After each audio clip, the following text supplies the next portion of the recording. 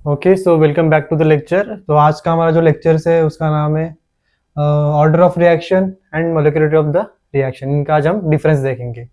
So let's see. तो first point तो हमारा डेफिनेशन ही है, the sum of power of concentration terms of reacting species in a rate law. क्या होता है रेट लॉ? हम देखते हैं जैसे कि रेट इज इक्वल्स के कॉन्सेंट्रेशन ऑफ रिएक्टिंग स्पेसिस। समझ मेरे पास ए और बी है, तो उसमें पावर है मेरे पास सपोज कुछ एम और एन पकड़ लेते हैं उनको। तो sum of power of concentration of reactant species, ये जो रिएक्टेंट स्पेसीज है उनके एक्सपोनेंट जो टर्म्स है एम एन एन, उनका क्या करना है, हमको सम करना है। तो इसको हम क्या बोलते हैं? Order of reaction. whereas the total number of species taking part in a chemical reaction is called molecularity of the reaction। ठीक है, molecularity of reaction क्या होती है? मतलब कितने नंबर ऑफ एटम्स और मॉलिक्यूल रिएक्शन में पार्टिसिपेट कर रहे हैं। जैसे कि मैंने बोल दिया मेरे पास ये 2 एटम्स है, तो मेरे पास प्रोडक्ट बन जाएगा।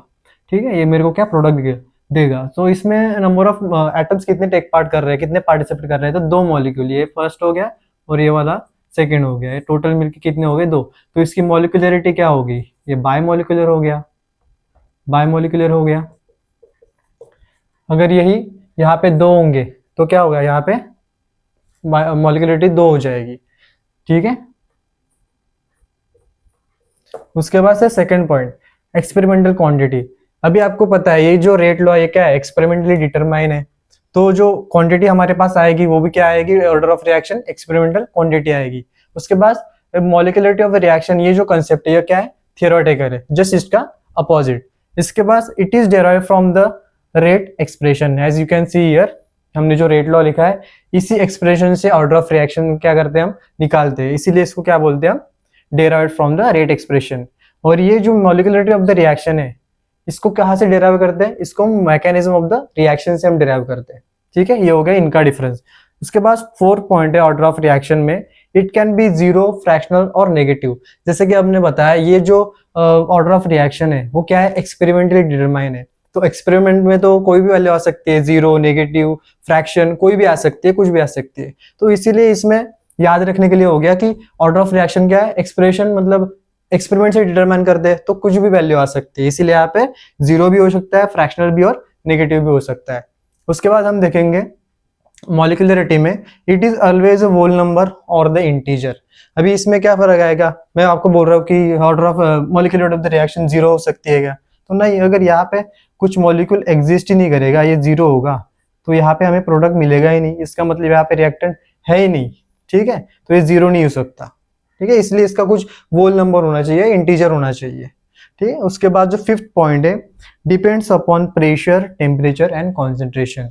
ऑर्डर ऑफ रिएक्शन जो है उसको हम चेंज कर सकते हैं डिपेंडिंग अपॉन प्रेशर कम ज्यादा कर दिया, टेम्परेचर कम ज्यादा चेंजेस करके, या फिर कॉन्सेंट्रेशन का कम ज्यादा चेंजेस करके हम उसको क्या करते हैं? चेंज कर सकते हैं। वेयर जो मॉलिक्यूलरिटी है उसका कोई लेना देना नहीं है इसके साथ, ये बस independent of pressure and temperature होती है।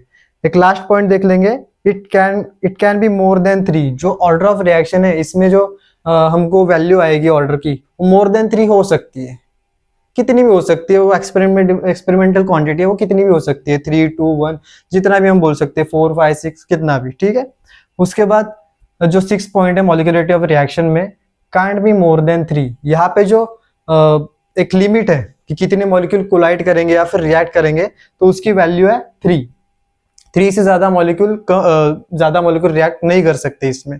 ठीक है, 3 या फिर लेस देन इक्वल टू 3। ठीक है, इतने मॉलिक्यूल इसमें कर सकते हैं। अभी इसका रीजन ये होता है कि 3 से ज्यादा मॉलिक्यूल अगर कोलाइड करने जाएंगे तो उनकी प्रोबेबिलिटी बहुत ज्यादा कम होती है, जिसकी वजह से ओनली 3 या फिर उससे कम मॉलिक्यूल ही रिएक्ट करेंगे। तो ये हो गया डिफरेंस आज के लिए, बाकी हम नेक्स्ट लेक्चर में देखेंगे। Thank you.